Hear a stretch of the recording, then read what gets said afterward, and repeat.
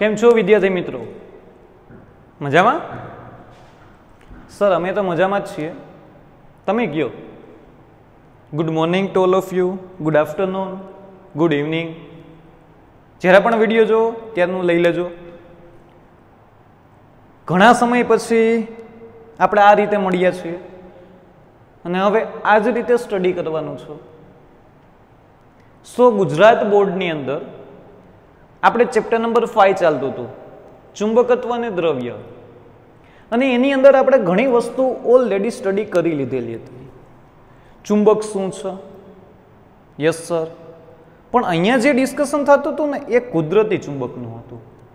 કોનું હતું? કુદરતી ચુંબક. તો સર ચોથા ચેપ્ટરમાં જે ડિસ્કશન થતું હતું એ શેનું હતું? તો એ કૃત્રિમ ચુંબકનું ડિસ્કશન હતું. કારણ કે એની અંદર પ્રવાહ પસાર કરો ને તો જ ચુંબકીય ક્ષેત્ર મળે. પણ અહીંયા જે ડિસ્કશન થાય છે ને એ ડિસ્કશન છે ને એ કુદરતી ચુંબકનું છે, જે પૃથ્વીના પેટાળમાંથી ઓલરેડી ચુંબકીય દ્રવ્ય મળે છે, મેગ્નેટ, એનું ડિસ્કશન કરો છો. તો સર સોલેનોઇડ દ્વારા ઉદ્ભવતું ચુંબકીય ક્ષેત્ર અને ગજ્ય ચુંબક દ્વારા ઉદ્ભવતું ચુંબકીય ક્ષેત્ર અલગ ના, બંને સરખા. જો બંને પરિમાણની દ્રષ્ટિએ સમાન છે તો બંને સરખા, જે ઓલરેડી આપણે કમ્પેરિઝન કરી પણ લીધી છે. તો પહેલા તો ચુંબકના ખ્યાલો ભણ્યા હતા કે પૃથ્વી એક ચુંબક છે, એનું ચુંબકીય ક્ષેત્ર દક્ષિણથી ઉત્તર તરફ હોય છે. ત્યાંથી આગળ વધ્યા હતા એટલે તમારી પાસે કંઈક સેકન્ડ કન્ડિશનમાં ડિફાઇન થતું હતું, કોઈ એક ચુંબકને દોરી સાથે લટકાવો, જે પણ દિશામાં સ્થિર થાય, જે છેડો ઉત્તર દિશામાં એને ઉત્તર ધ્રુવ, દક્ષિણ દિશામાં દક્ષિણ ધ્રુવ. ત્યારબાદ ચુંબકના બે ભાગ કરો, દરેક ભાગ સ્વતંત્ર ચુંબક તરીકે. તે ખ્યાલ હતા, જે વાસ્તવિકતા હતી. એ બધી વસ્તુની ચર્ચા તમે ત્યાં ઓલરેડી કરેલી હતી. ત્યારબાદ ગજ્ય ચુંબક શું છે ભણ્યા હતા. એમાં ગજ્યા ચુંબકનું ચુંબકીય ક્ષેત્ર શું છે અને એની ચુંબકીય ક્ષેત્ર છે તેનું ચુંબકીય ક્ષેત્ર રેખાઓ શું છે એનું ડિસ્કશન કરેલું હતું, હે કે નહીં? ચુંબકીય ક્ષેત્ર રેખાઓ શું છે થોડુંક શોર્ટમાં રિવિઝન કરાવું છું. ચુંબકીય ક્ષેત્ર રેખાની લાક્ષણિકતા પણ જોઈ હતી. શું હતી લાક્ષણિકતા સર? લાક્ષણિકતામાં કંઈક એવું હતું કે ચુંબકીય ક્ષેત્ર રેખા બંધ ગાળા બનાવે છે, ઉત્તર ધ્રુવમાં જ નીકળી દક્ષિણ ધ્રુવમાં થઈને, દક્ષિણ ધ્રુવમાં થઈને વળી પાછી ઉત્તર ધ્રુવમાં પહોંચીને બંધ ગાળો પૂરો કરે. એને એકમ ક્ષેત્રફળમાં જેટલી ક્ષેત્રરેખાની સંખ્યા વધારે એટલું ચુંબકીય ક્ષેત્ર વધારે પ્રબળ. ચુંબકીય ક્ષેત્રરેખાના કોઈ બિંદુએ દોરેલો સ્પર્શક તે બિંદુ પાસે ચુંબકીય ક્ષેત્ર બી ની દિશા બતાવે. અને ચોથી લાક્ષણિકતા, ચુંબકીય ક્ષેત્ર રેખાઓ કોઈ દિવસ એકબીજાને છેદતી નથી. જો છેદે તો એના છેદન બિંદુ પાસે મને બે સ્પર્શક મળે અથવા તો ચુંબકીય ક્ષેત્રની બે દિશા મળે, જે શક્ય નથી. સિમ્પલ. ત્યારબાદ સોલેનોઇડની અક્ષ પર ઉદ્ભવતું ચુંબકીય ક્ષેત્ર જોયું હતું. પ્રવાહ પસાર કરો છો, સોલેનોઇડની અક્ષ પર ઉદ્ભવતું ચુંબકીય ક્ષેત્ર કેટલું થાય? તો કે B = μ0/4π 2m/r³. હા કે ના? ઓલરેડી ડિસ્કશન થયેલું હતું. ત્યારબાદ ચુંબકીય સોયને સમાન ચુંબકીય ક્ષેત્રની અંદર મૂક, તેની ઉપર ટોર્ક લાગે. ટોર્ક ઉપરથી એનો આવર્તકાળ ડિફાઇન કર્યો તો આવર્તકાળ T = 2π √I/mb. હા કે ના? જ્યાં I એ જડત્વની ચાકમાત્રા છે, પ્રવાહ નથી. કારણ કે ચુંબકીય સોય છે, ચુંબકીય સોયની અંદર પ્રવાહ પસાર કરવાનો કોઈ મતલબ જ નથી સર. એ તો કુદરતી ચુંબક છે એટલે I જડત્વની ચાકમાત્રા છે. ભૂલાય નહીં, ઘણા સ્ટુડન્ટ અહીંયા ભૂલ કરે છે. અમુક ગિવન ડેટામાં આવર્તકાળ ગોતવાનું કીધું ને I ગોતતા હોય. પ્રવાહ ક્યાં ગયો સર? પ્રવાહ તો ગિવન ડેટામાં નથી. પણ ભાઈ આ I જડત્વની ચાકમાત્રા છે. એમ ચુંબકીય ડાયપોલ મોમેન્ટ ને B ચુંબકીય ક્ષેત્ર. ફ્રીક્વન્સી જોતીતાનું વ્યસ્ત કરો. F = 1/2π √mb/I. હા કે ના? એ તમને આવૃત્તિ મળે. F = 1/2π √mb/I તમને ફ્રીક્વન્સી મળી. સિમ્પલ છે. એટલે આ વસ્તુ તમારા માઇન્ડમાં રાખજો, ભૂલાય નહીં. કન્ફર્મ. ત્યારબાદ છે ને ઉર્જા મળી હતી. U = -m.b. આ ઇક્વેશન સાબિત કર્યું હતું. એમાં થીટાની જુદી જુદી કિંમત મૂકી હતી. U = -mb cos θ. ડોટ ગુણાકાર કાઢો તો cos θ મૂકવું પડે. તમે બધા સ્માર્ટ જ છો ઓલરેડી, આ બધી તમને ખબર જ છે ને આ બધું યાદ જ છે. છતાં મને એમ થયું કે એક વખત રિવિઝન કરાવી દેવું સારું. એને ધુરંધરો રાવડી રેડી કન્ફર્મ. આટલી વસ્તુ આપણે ડિસ્કશન કરી હતી. અહીંયા ક્વેશ્ચન નંબર 7 તમારો અહીંયા કમ્પ્લીટ થતો હતો. ક્વેશ્ચન નંબર 8 ની અંદર છે ને સ્થિત વિદ્યુત શાસ્ત્ર અને ચુંબકત્વ વિશે ચર્ચા કરવાની હતી. એ ભાઈને કમ્પેરિઝન કરીને ઇક્વેશન બનાવવાના હતા. કોનું કોનું સર? સ્થિત વિદ્યુત શાસ્ત્ર અને ચુંબકત્વ વિશે ચર્ચા કરવાની હતી. તો કે સ્થિત વિદ્યુત શાસ્ત્રની અંદર ક્યાં ક્યાં ઇક્વેશન આવે છે અને ચુંબકત્વની અંદર તમે ડાયરેક્ટ એની ઉપરથી ક્યાં ડાયરેક્ટ ઇક્વેશન બનાવી શકો છો એની ચર્ચા કરવાની હતી. એટલે અહીંયા સૌથી પહેલા લખું છું સ્થિત વિદ્યુત શાસ્ત્ર. સ્થિત વિદ્યુત શાસ્ત્ર એટલે ચેપ્ટર નંબર 1 અને 2 બંને થાય. અને એની સામે ચુંબકત્વ. એટલે આ વસ્તુ યાદ રાખજો. સ્થિત વિદ્યુત શાસ્ત્ર સામે ચુંબકત્વની ચર્ચા કરીએ છીએ આપણે લોકો. સ્થિત વિદ્યુત શાસ્ત્રની અંદર જે ઇક્વેશન છે એની ઉપરથી બેઠા ઇક્વેશન અહીંયા બની જાય. કઈ રીતે સર? ચાલો જોઈએ. ચાલો સૌથી પહેલા ચેપ્ટર નંબર 1 અને 2 ની અંદર વિદ્યુત ડાયપોલને યાદ કરો. કોને યાદ કરવાની સર? વિદ્યુત ડાયપોલને સર. ચાલો યાદ કરીશું. તો વિદ્યુત ડાયપોલના કારણે આપણે છે ને અક્ષ ઉપર ઉદ્ભવતું ચુંબકીય ક્ષેત્ર નહીં સર. વિદ્યુત ડાયપોલમાં વિદ્યુત ક્ષેત્ર હોય. એટલે અક્ષ ઉપર ઉદ્ભવતું વિદ્યુત ક્ષેત્ર અને વિષુવવૃત્ત ઉપર ઉદ્ભવતું વિદ્યુત ક્ષેત્રનું સૂત્ર મેળવેલું હતું. યાદ છે? તો પહેલા અક્ષ ઉપરની ચર્ચા કરીએ. અક્ષ ઉપર ઉદ્ભવતું વિદ્યુત ક્ષેત્ર E is equal to 2kp/r³. હા કે ના? હવે આ જ ઇક્વેશન ઉપરથી છે ને ચુંબકીય ડાયપોલની ચર્ચા કરવાની છે. સર ચુંબકીય ડાયપોલ એટલે શું? અરે ભાઈ ચુંબકીય ડાયપોલ એટલે જ હું એને ગજ્યો ચુંબક બોલું છું. વિદ્યુત ડાયપોલ એટલે શું સર? વિદ્યુત ડાયપોલ એટલે આવી રીતના 1 + 1 - ચુંબકીય ડાયપોલ એટલે શું? પ્લસ અને માઇનસ જગ્યાએ નોર્થ એન્ડ સાઉથ હોય. આટલો જ ફેર છે ને બેમાં? વધારે જ ફેર છે જ નહીં કાંઈ. એટલે સરખામણી કરી. તો આનું અક્ષ ઉપર ઉદ્ભવતું ચુંબકીય ક્ષેત્ર આની અક્ષ ઉપર ઉદ્ભવતું ચુંબકીય ક્ષેત્ર જોઈ છે તો આના વિદ્યુત ક્ષેત્રના સૂત્ર ઉપરથી આ ઇક્વેશન હું મેળવી લઈશ. કઈ રીતે સર? ચાલો જોઈએ. બદલાવાના જ છે. કોન્સ્ટન્ટ ક્યાં યુઝ થાય છે તમને ખબર છે? ચાલો બદલાવીએ. તો કે વિદ્યુત ક્ષેત્રની જગ્યાએ ચુંબકીય ક્ષેત્ર મૂકો છે. અહીંયા 2m કે કોન્સ્ટન્ટ. સ્થિત વિદ્યુત શાસ્ત્રમાં કે કોન્સ્ટન્ટ હતો. તો ચોથા ચેપ્ટરની અંદર તમે ઓલરેડી ચુંબકીય ક્ષેત્રમાં કે ની જગ્યાએ તમે μ0/4π મૂકો છો. ખબર છે સર? કે ની ઓરિજિનલ કિંમત તો તમે 1/4πε0 થાય. એની જગ્યાએ તમે μ0/4π મૂકો છો. પણ એ તમને ખબર જ છે. અહીંયા p છે એ વિદ્યુત ડાયપોલ મોમેન્ટ હતી. તો p ની જગ્યાએ હું ચુંબકીય ડાયપોલ મોમેન્ટ એમ મૂકી દો. ચલો આટલું મૂકી દો એટલે ઓલરેડી ઇક્વેશન બની જશે. કઈ રીતે સર? ચાલો બની ગયું. જોવો જી. અહીંયા e ની જગ્યાએ શું મૂક્યું મેં? b is equal two 2m. કે ની જગ્યાએ શું મૂક્યો? μ0/4π. p ની જગ્યાએ શું મૂક્યું? m/r³. હા કે ના? આને રીઅરેન્જ કરશો ને તો તમે હમણાં સાબિત કર્યું ને સોલેનોઇડ દ્વારા એની અક્ષ ઉપર ઉદ્ભવતું ચુંબકીય ક્ષેત્ર એ જ મળશે ઇક્વેશન. હમણાં મેં અહીંયા લખ્યું હતું b is equal to μ0/4π into 2m/r³. બની ગયું કે નહીં? 2m/r³. એટલે હું એ કીધું ને સોલેનોઇડ અને ગજિયા ચુંબકના પરિમાણ સમાન છે તો બંનેના કારણે ઉદ્ભવતું ચુંબકીય ક્ષેત્ર સરખું જ થાય. ફેર એટલો છે કે આમાં પ્રવાહ પસાર કરવો પડે છે અને અહીંયા તમારે છે ને ડાયરેક્ટલી કુદરત દ્વારા ચુંબકીય ક્ષેત્રનો ગુણધર્મ અવેલેબલ છે. ફેર એટલો જ છે. બની ગયું કે નહીં? આ પહેલું ઇક્વેશન થયું તમારી પાસે. આવું જ તમારે બીજું ઇક્વેશન સ્ટડી કરવાનું. ચાલો અક્ષ છે એની જગ્યાએ વિષુવવૃત્ત કરી નાખો. શું કરી નાખીશ? અક્ષ છે એની જગ્યાએ વિષુવવૃત્ત કરી નાખો. ચાલો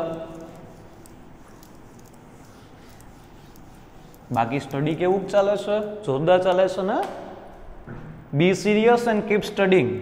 ચાલો અહીંયા અક્ષ ઉપરની જગ્યાએ તમે શું કરો છો? વિષુવવૃત્ત કરી નાખો. चलो विषुववृत्त उद्भवता विद्युत क्षेत्रનું સૂત્ર શું થાય? વિદ્યુત ડાયપોલ છે ને, તો અહીંયા તમને ખબર છે E is equal to minus KP upon R cube છે, હા કે ના? Minus KP upon R cube, પણ માઇનસ નિશાની હતી શેની? તો કે વિદ્યુત ક્ષેત્ર અને વિદ્યુત ડાયપોલ મોમેન્ટ બંને એકબીજાની વિરુદ્ધ દિશામાં છે એવું માઇનસ નિશાની બતાવતું હતું. બાકી તો કે કોન્સ્ટન્ટ છે, આર એ અંતર છે, અંતર થોડું માઇનસમાં હોય. બે સદિશ રાશિ હતી, વિદ્યુત ક્ષેત્ર અને વિદ્યુત ડાયપોલ મોમેન્ટ બંને એકબીજાની વિરુદ્ધ દિશામાં છે. એ વસ્તુ અહીંયા ડિફાઇન થતી હતી, હે કે નહીં? એટલા મહિના મૂલ્યની દ્રષ્ટિએ હું એને લખી શકું ને, E ઇઝ ઇક્વલ ટુ કે પી અપોન આર ક્યુબ ને દાખલાની અંદર સમસની અંદર તમે આમ જ કરો છો, માઇનસ નિશાની કન્સિડર નથી કરતા મૂલ્યમાં. ડાઉટ આમાં કોઈને નહીં ને? ચાલો અહીંયા પણ વિદ્યુત ક્ષેત્રની જગ્યાએ ચુંબકીય ક્ષેત્ર મૂકી દો. Yes sir.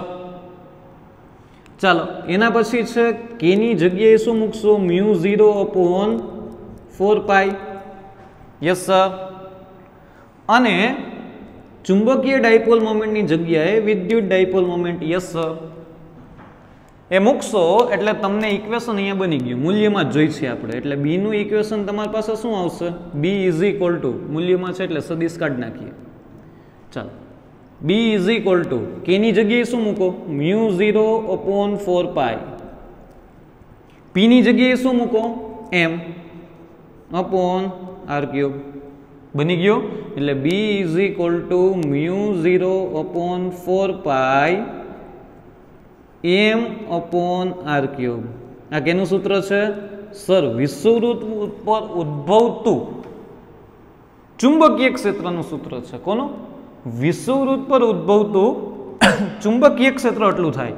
તો કે આ વિષુવવૃત્તનું છે. ચાલો જોવો તો અક્ષનું શું થાય? તો કે અક્ષનું sir B is equal to mu 0 upon 4 pi two M upon R cube થાય છે. તબીમાં ફેર શું જોવો તો ફેર શું સર બેની અંદર? તો કે ફેરની અંદર સર વિષુવવૃત્ત પર ઉદ્ભવતું ચુંબકીય ક્ષેત્ર છે અક્ષ પર ઉદ્ભવતું ચુંબકીય ક્ષેત્ર કરતા છે ને અડધું છે. અથવા તો એમ પણ બોલી શકો અક્ષ પર ઉદ્ભવતું ચુંબકીય ક્ષેત્ર વિષુવવૃત્ત કરતા ચુંબકીય ક્ષેત્ર કરતા 2 ગણું છે.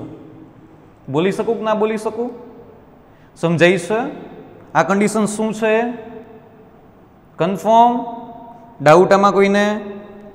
વિષુવવૃત્ત અક્ષ અહીંયા એમ જ હતું. હા, એટલે કોઈ એમ કે વિષુવવૃત્ત પર ઉદ્ભવતું ચુંબકીય ક્ષેત્ર 4 ટેસ્લા છે, તો અક્ષ ઉપર કેટલું હોય?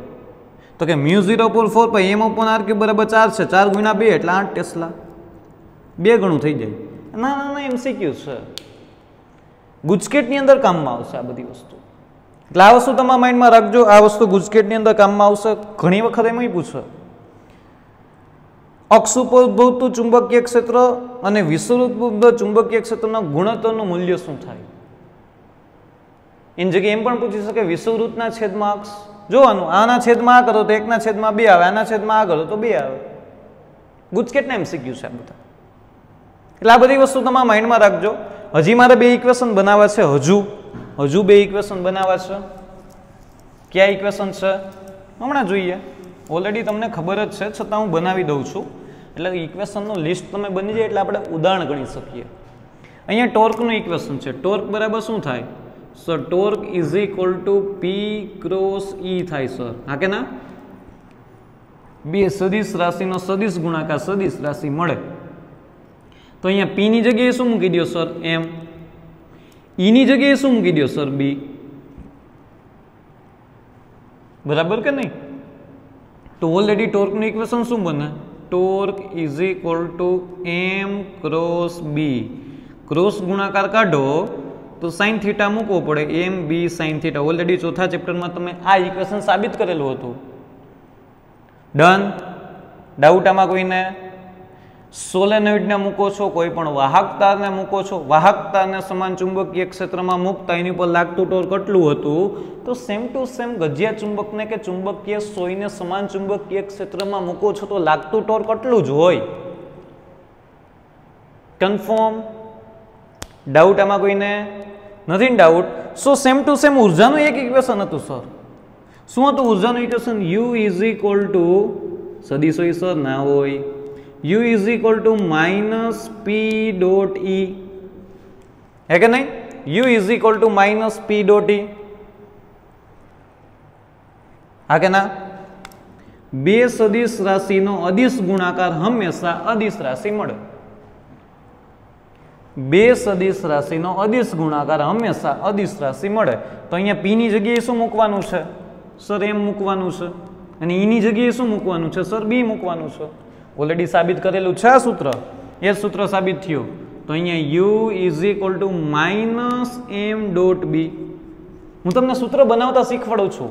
વિદ્યુત શાસ્ત્રનું જે ઇક્વેશન છે ને, અહીંયા સાબિત કરવાની જરૂર નથી. આ કઈ વિદ્યુત શાસ્ત્રના જે પણ ઇક્વેશન છે ને, એ તમે સીધે સીધા અહીંયા એપ્લાય કરી દો. વાત થઈ પૂરી. વિદ્યુત ડાયપોલ, ચુંબકીય ડાયપોલ, વિદ્યુત ક્ષેત્ર, ચુંબકીય ક્ષેત્ર, સિમ્પલ થઈ ગયું. કે કોન્સ્ટન્ટ છે એની જગ્યાએ μ0/4π. μ0 શૂન્ય અવકાશની પરમિએબિલિટી 4π × 10⁻⁷. હા કે ના? Yes or no? રાવડી? Okay good. તો અહીંયા માઇનસ છે, ડોટ ગુણાકાર કાઢો તો minus mb cos theta. Already આ સ્ટડી કરેલું તમે. થીટાની જુદી જુદી કિંમત માટે તમે જુદી જુદી વસ્તુ મૂકી શકો છો, હે કે નહીં? ડાઉટ આમાં કોઈને? Nothing doubt. u is equal to minus M dot D, u is equal to minus mb cos theta. Simple. Doubt આમાં કોઈને? Nothing doubt. Okay good. આટલા તમારી પાસે ઇક્વેશન છે. બે ઇક્વેશન, અક્ષ ઉપર, વિષુવવૃત્ત ઉપર ટોર્કનું અને ઉર્જાનું ઇક્વેશન. આની ઉપરથી આપણે લોકો સમ કેલ્ક્યુલેટ કરવાના છે. ઉદાહરણના સમ. ચલો ઉદાહરણના સમ કેલ્ક્યુલેટ કરીએ આની ઉપરથી. નીટની પ્રિપેરેશન, સબ્જેક્ટનું ટાઈમ મેનેજમેન્ટ, કોઈ એક સબ્જેક્ટ વધારે થાય, બાકીના સબ્જેક્ટ રહી જાય, એવું ના બનવું જોઈએ. બધી વસ્તુની ઇક્વલ પ્રિપેરેશન કરવાની છે. દર વખતે હું કહું જ છું, છતાં આ વખતે હું ચોખવટ કરીને કહું છું, કારણ કે આ રીતે આપણે ફર્સ્ટ ટાઈમ ભેગા થયા છીએ ઘણા સમય પછી. તમે મને જોઈ શકો છો. બટ મને પણ ખૂબ આનંદ થયો તમને બધાને આવી રીતના મળવા માટે. તો ઉદાહરણ નંબર 1 જોઈએ. ટેક્સ્ટ બુક ખોલી રાખજો, ભેગું કેલ્ક્યુલેટર રાખજો.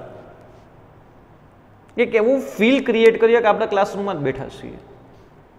મારો પ્રયત્ન હશે કે તમે ફીલ ક્રિએટ કરી શકો. સમ તો આપણે એ જ રીતના કેલ્ક્યુલેટ કરવાના છે. નીટના MCQ ધીમે ધીમે નીટના લેક્ચર પણ આ જ રીતના આવતા જશે.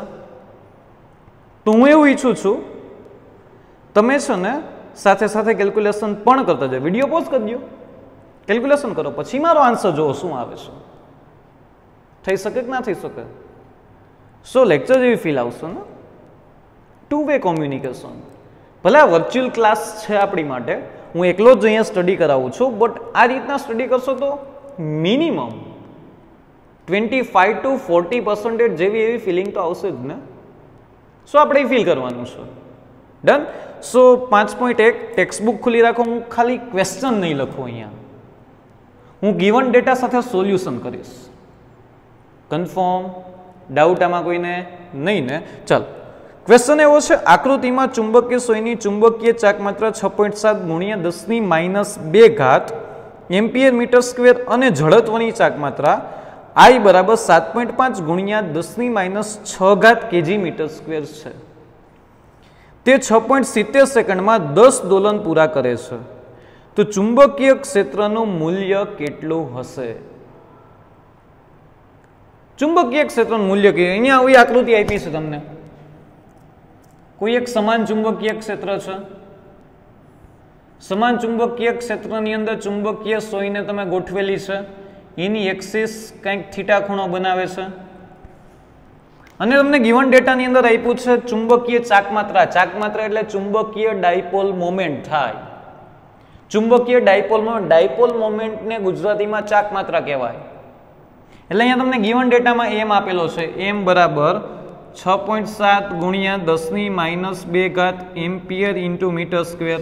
જડત્વની ચાકમાત્રા આપી છે I બરાબર 7.5 × 10⁻6 kg મીટર સ્ક્વેર. અને તમને સાથે સાથે એવું કીધું છે 6.70 સેકન્ડમાં એ 10 દોલન પૂરા કરે છે. કેટલા દોલન પૂરા કરે છે? 10 દોલન પૂરા કરે છે. તો ઓલરેડી ચુંબકીય ક્ષેત્રનું મૂલ્ય કેટલું હશે? હવે તમને ઓલરેડી ડિફાઇન કરેલું છે આ બધી વસ્તુ. ચુંબકીય ક્ષેત્ર બી જોઈ છે તમારે. ડન. આટલો ગિવન ડેટા છે તમારી પાસે. તો પહેલાથી જોવાનું, મારી પાસે જડત્વની ચાકમાત્ર છે, મને ચુંબકીય ક્ષેત્ર ગોતવાનું કીધું છે, તો એવું કે ઇક્વેશન છે મારી પાસે જેમાં જડત્વની ચાકમાત્ર હોય? એક જ ઇક્વેશન છે, આવર્તકાળનું ઇક્વેશન સર. કયું હતું? તો કે T is equal two 2 pi √I upon MB. હા કે ના? એમાં જુઓ જી, કઈ કઈ ભૌતિક રાશિ છે ને કઈ કઈ ભૌતિક રાશિ નથી. ટી છે? નથી. ટી એટલે આવર્તકાળ છે, આવર્તકાળ એટલે એક દોલન પૂરું થવા માટે લાગતો સમય, પણ અહીંયા તો 10 દોલન પૂરું થવા માટે લાગતો સમય છે. ટી નથી. આઈ છે સર. એમ છે સર. બી તો ગોતવાનું છે. તો તમારે ટી જોઈએ. હા કે ના? તો મળી જાય કે નહીં? ત્રિરાશિ સીધી મૂકો. 10 દોલન પૂરું કરવા માટે લાગતો સમય, 10 દોલન પૂરું કરવા માટે લાગતો સમય 6.70 સેકન્ડ છે. તો તમારે તો 1 દોલન પૂરું કરવા માટે લાગતો સમય કેટલો? આવર્તકાળ મળી જાય કે ના મળી જાય? તો અહીંયા સીધે સીધું આવર્તકાળ ટી બરાબર 6.70 ભાગ્યા 10. તો અહીંયા તમારી પાસે 0.67 સેકન્ડ આવ્યું. 1 દોલન પૂરું કરવા માટે લાગતો સમય, જેને તમે આવર્તકાળ બોલો છો. અમુક લોકો છે ને ઉતાવળમાં આ મૂકી દે છે, પણ ભાઈ જો તો ખરા 10 દોલનનો સમય છે. શું મૂકી દીધું સીધું? હા કે ના? ડાઉટામાં કોઈને? ટી મળી ગયો? Yes sir. તો આ ઇક્વેશનમાં બીને કરતા બનાવો, પણ અહીંયા અંડરરૂટ છે, અંડરરૂટ કાઢવું જોશે ને, તો બંને બાજુ વર્ક કરો. તો T square is equal to 4 pi square into I upon MB. કોને કરતા બનાવો? બીને કરતા બનાવો. ચલો બીને કરતા બનાવો, થશે શું? 4 પાઈ સ્ક્વેર I અપોન બી સામે યોગ્ય એમ ટી સ્ક્વેર. થાય કે ના થાય? સિમ્પલ છે, બધી કિંમત મૂકી દો. બધી કિંમત છે હવે તમારી પાસે. B is equal to 4 into 3.14 square into I 7.5 into 10⁻⁻6 upon M 6.7 ગુણ્યા 10⁻², ટી સ્ક્વેર 0.67 નો સ્ક્વેર, 0.67 છે કે નહીં સ્ક્વેર. આનું કેલ્ક્યુલેશન કરો વિડીયો પોઝ કરીને, કારણ કે કેલ્સીની પ્રેક્ટિસ તો રહી જ નહીં હોય. પહેલાં તો દાખલા ગણીને આવતા પીડીએફમાં છો, હે કે નહીં? ચાલો ગણો વિડીયો પોઝ કરીને. ચાલો કંઈક આનો આન્સર આવશે બી બરાબર 0.0098 ટેસ્લા. એટલે જવાબ આવ્યો 0.0098 ટેસ્લા. 981 લખી શકો. સો અહીંયા ચુંબકીય ક્ષેત્ર B is equal to 0.01 tesla થશે. કન્ફર્મ. 0.9 ને 0.9 ને 1 લઈ લીધો. ડન. એટલે આ વસ્તુ તમારા માઇન્ડમાં રાખજો, ભૂલાય નહીં. 0.0098 ટેસ્લા. તમે એ જ વસ્તુને B is equal to 0.01 tesla લખી શકો છો. હા કે ના? ડન. એટલે 0.01 ટેસ્લા જેટલું ચુંબકીય ક્ષેત્ર હોય ને સર, તો આ ચુંબકીય સોય 6.70 સેકન્ડમાં 10 દોલન કરી શકે. અથવા હું એમ કહું ને, 10 દોલન કરવા માટે, આટલા સમયમાં 10 દોલન પૂરું કરવા માટે ચુંબકીય ક્ષેત્રનું મૂલ્ય 0.01 ટેસ્લા હોવું જોઈએ. હા કે ના? ડાઉટ આમાં કોઈને નથી ને? Okay good. સમજાઈ ગયું? ઉદાહરણ નંબર 5.1 હતું, જે ઓલરેડી સ્ટડી કરેલું છે આપણે. હવે તમે લોકો 5.2 ની રકમ જુઓ. 5.2 છે શું જોઈએ? ચાલો. 5.2 જે મોસ્ટ આઈએમપી છે એમસીક્યુ માટે, ગુજરાત બોર્ડના સમ માટે એ મોસ્ટ આઈએમપી છે. તો અહીંયા તમારી પાસે ઉદાહરણ નંબર 5.2 કંઈક એવું છે. એક નાના ગજ્ય ચુંબકને તેની અક્ષ 800 ગોસ જેટલા બાહ્ય ચુંબકીય ક્ષેત્ર સાથે 30 ડિગ્રીના કોણે મૂકતા તે 0.016 ન્યૂટન મીટર જેટલું ટોર્ક અનુભવે છે, તો એ ચુંબકની ચુંબકીય ચાકમાત્રા કેટલી હશે? બી, તેને મહત્તમ સ્થાયી સ્થિતિમાંથી મહત્તમ અસ્થાયી સ્થિતિમાં લાવવા માટે કેટલું કાર્ય કરવું પડે? અને સી, આ ગજિયા ચુંબકની જગ્યાએ તેટલી જ ચુંબકીય ચાકમાત્રા ધરાવતો સોલેનોઇડ મૂકવામાં આવે છે, જેના આડછેદનું ક્ષેત્રફળ 2 × 10⁻⁴ મીટર સ્ક્વેર અને 1000 આંટા છે. તો આ સોલેનોઇડમાંથી પસાર થતા વિદ્યુત પ્રવાહનું મૂલ્ય શોધો. 1 ગોસ બરાબર 10⁻⁴ ટેસ્લા થાય. ગોસ એ ચુંબકીય ક્ષેત્રનો સીજીએસ એકમ છે. અહીંયા તમારી પાસે ચુંબકીય ક્ષેત્ર એ ગોસની અંદર આપેલું છે, એટલે આપણે એસઆઈ યુનિટમાં એને કન્વર્ટ કરવું જ જોશે. ડન. બાકી બધા યુનિટ્સ છે ને એસઆઈ યુનિટ્સ જ છે, એટલે એ વસ્તુ તમારા માઇન્ડમાં રાખજો. ચાલો, એ બી સી 3 વસ્તુ ગણવાની છે. એકચ્યુઅલી 3 એમસીક્યુ છે. એકચ્યુઅલમાં એ 3 એમસીક્યુ છે. ચાલો જોઈએ. સૌથી પહેલા ગિવન ડેટા લખીએ. ગિવન ડેટાની અંદર નાના ગદ્ય ચુંબકની અક્ષ પર બી ચુંબકીય ક્ષેત્ર 800 ગાઉસ, તો તમે એમ લખી શકો 800 × 10⁻⁴ ટેસ્લા. બદલાઈ નાખવાનું ને, 1 ગોસ બરાબર એટલો, તો 800 ગોસ બરાબર કેટલા? 800 × 10⁻⁴ ટેસ્લા. થીટા તમને આપેલો છે 30 ડિગ્રી અને ટોર્ક આપેલું છે 0.016 ન્યૂટન ઇન્ટુ મીટર.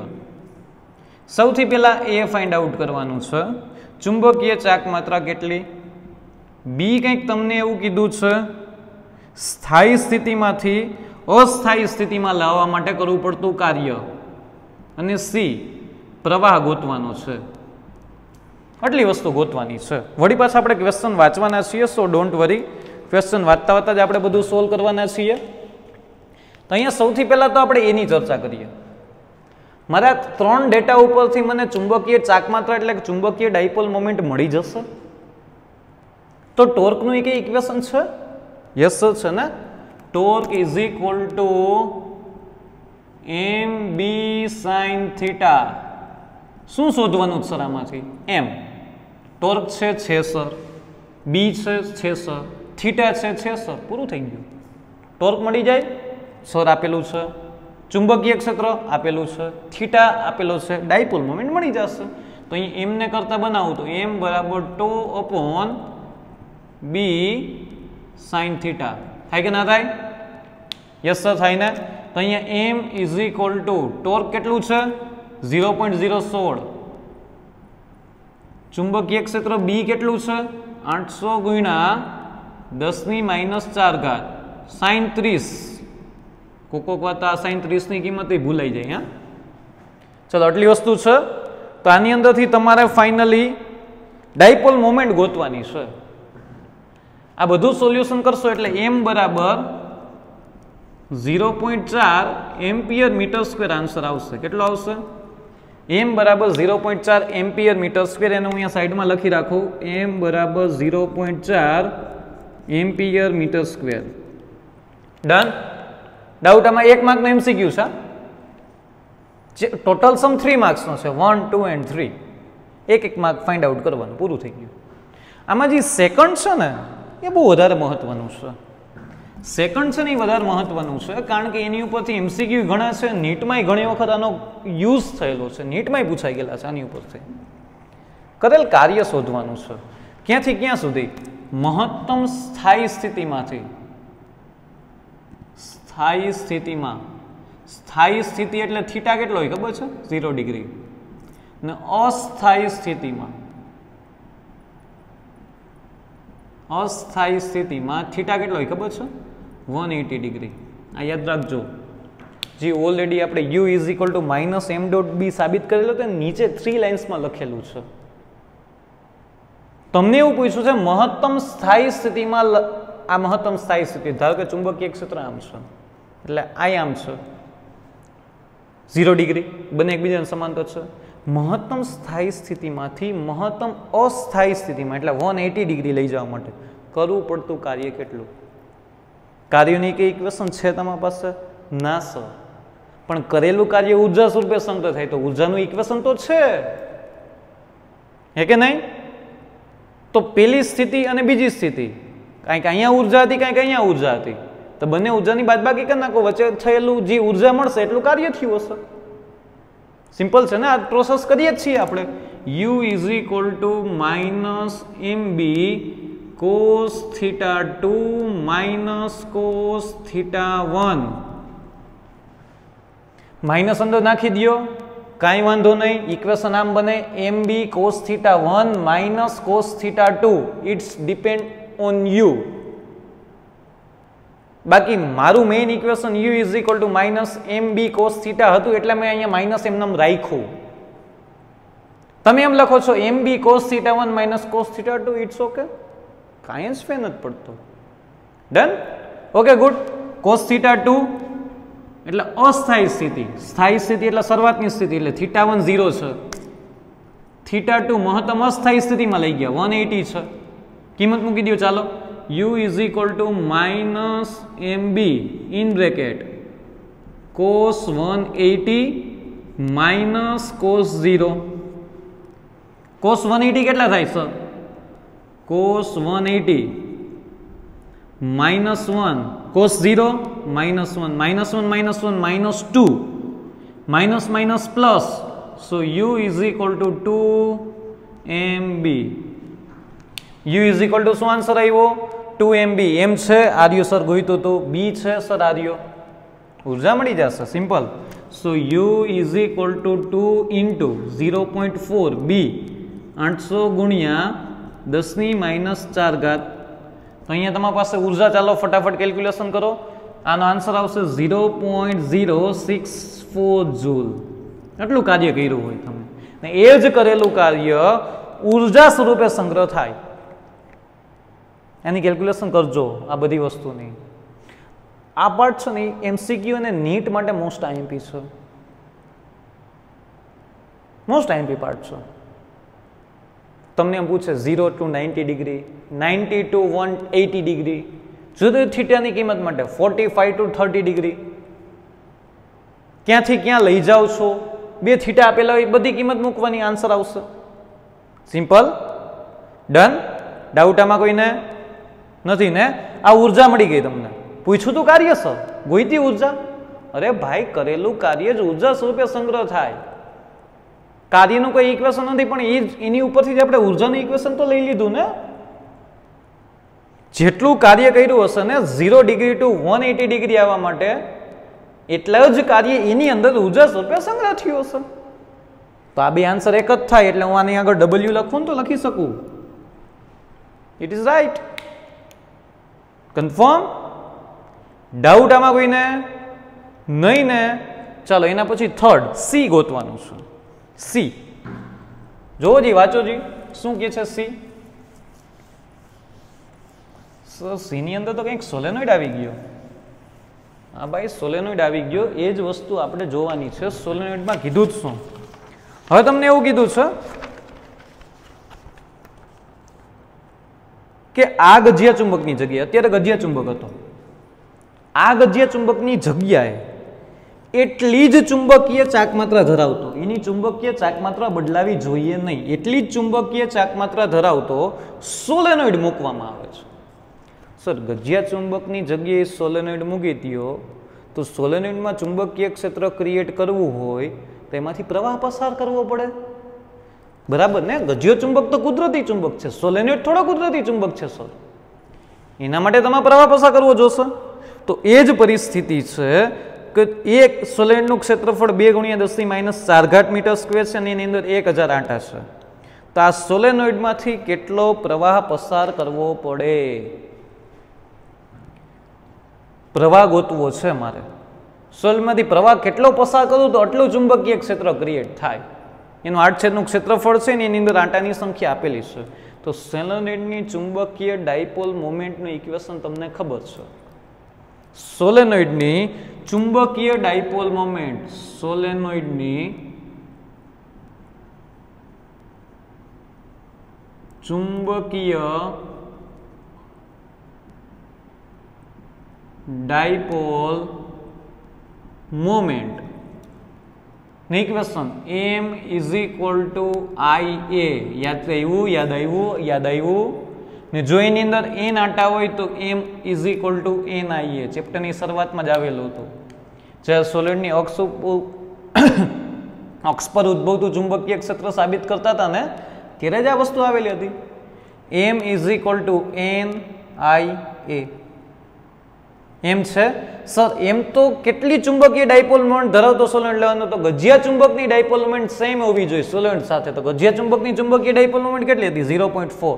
તો સોલેનોઇડની કેટલી 0.4 કારણ કે બંને સમાન લેવાની છે. એન આટાની સંખ્યા આપેલી છે.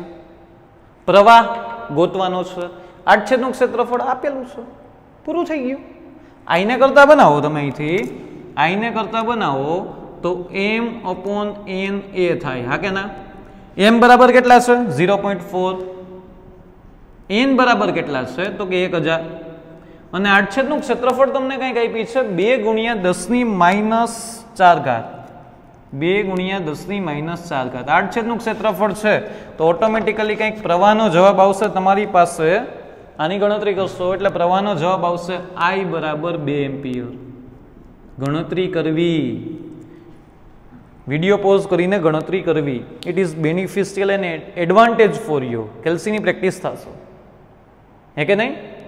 ડાઉટ આમાં કોઈને? મેં ગજ્યું ચુંબક હતો એની જગ્યાએ સોલેનોઇડ લઈ લીધો. ડાયપોલ મોમેન્ટ એટલી જ રાખી. એનું આડછેદનું ક્ષેત્રફળ આપેલું છે કંઈક. આટાની સંખ્યા આપેલી છે. તો હું એની અંદરથી કેટલો પ્રવાહ પસાર કરું કે આટલું ચુંબકીય ક્ષેત્ર ક્રિએટ થાય. ચુંબકીય ક્ષેત્ર ગજિયા ચુંબકનું એટલું હતું. સોલેનોઇડમાં મારે એટલું જ ચુંબકીય ક્ષેત્ર ક્રિએટ કરવું હતું. તો હું 2 એમ્પિયર પ્રવાહ પસાર કરું ને ત્યારે ઉદ્ભવતું ચુંબકીય ક્ષેત્ર એટલું હોય. એવું આપણે ગોઈતું. મોસ્ટ ઇમ્પોર્ટન્ટ સમ હતો તમારા માટે. ડન? ડાઉટ આમાં કોઈને? નહીં ને? હોમવર્ક રેગ્યુલરલી મોકલવાનું છે. હવે આપણે નેક્સ્ટ લેક્ચરમાં પાછા ભેગા થઈએ અને પાછા ઉદાહરણ કેલ્ક્યુલેટ કરવાના છે. એના પછી આપણે ચુંબકીય ક્ષેત્ર માટે ગાઉસનો નિયમ પણ ગણવાનો છે. ડન?